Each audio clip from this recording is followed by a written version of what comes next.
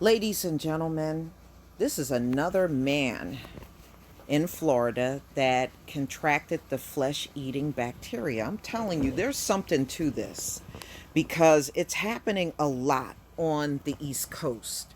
And I noticed this probably back in like around May. There were a few people in my state that had contracted this bacteria, same one. And then there was a Maryland boy and a few people in Florida. Now here's one more person. So this is a Florida man contracts flesh-eating bacteria without even touching water. So, wow. And he had to be rushed to the hospital. All right, so his name is Tyler King, and he was at work in Santa Rosa Beach, Florida, last week when he noticed his left bicep starting to swell. He tried taking Benadryl, but just a few hours later, his arm had nearly tripled in size. He rushed to the emergency room. When I was a little bit younger, I probably would have tried to tough it out.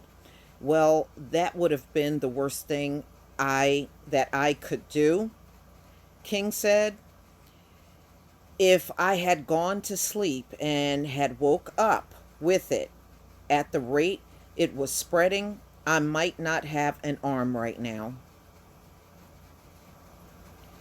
Okay, so King had contracted Vibrio, bacteria commonly found in warm brackish water, and that is a mix of salt and fresh water.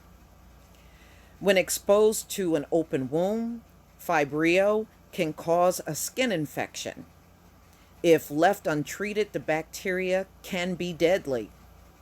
Maryland boy infected. Yeah, so I did that story yesterday. Wow. King, who owns a water sports business, says he did not directly touch water the day he was infected. He still doesn't know how it happened, but he'd consider himself lucky. Similar cases of infection have been popping up on beaches along the East Coast. Exactly. It's been very prevalent on the East Coast. Now I did see a case today of someone in Texas had it. But I would say most of the stories that I'm seeing are primarily on the East Coast. A Maryland woman says her son is healing after he developed open wound swimming in a bay last week. A 77-year-old woman who was walking along the Gulf died after developing. Yeah, so she died. I think she's the only one so far that died from her infection. But I don't recall, and I'm just trying to think real hard, I don't recall anybody else dying. Okay. Waters are getting warmer, and the bacteria love warmer water. Yeah, that's what I read. It actually thrives in the warm water. And then when people get in the water, you know, most people are not impacted by it, but if you got any type of weakness or sore or scab or open wound on the skin, then you're pretty much open to getting this type of infection. All right. He says the key to stopping flesh eating bacteria is to catch and treat the infections with antibiotics quickly. Older people with medical conditions like diabetes, cancer, or immune deficiencies are more susceptible. Once the bacteria has spread in the bloodstream to the organs, sometimes it's too hard to treat. But just pay attention. Don't be afraid of the ocean, but be aware of what's going on. Agus said. Agus recommended people check themselves and children for cuts and to cover any open wounds with waterproof band-aids before getting in the ocean.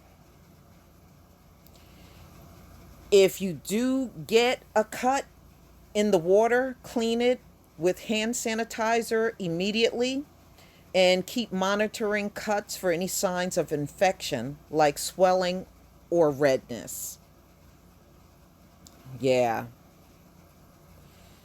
Ladies and gentlemen, I don't know if they have tested the ocean water, but I think they really should at this point, being that there's so many people up along, the East Coast, and they are getting this probably more than I've ever seen.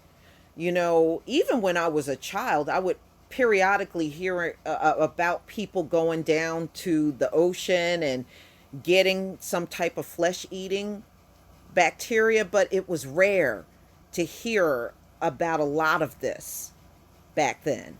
But I did hear about it. But now it is almost like every day there's a new story.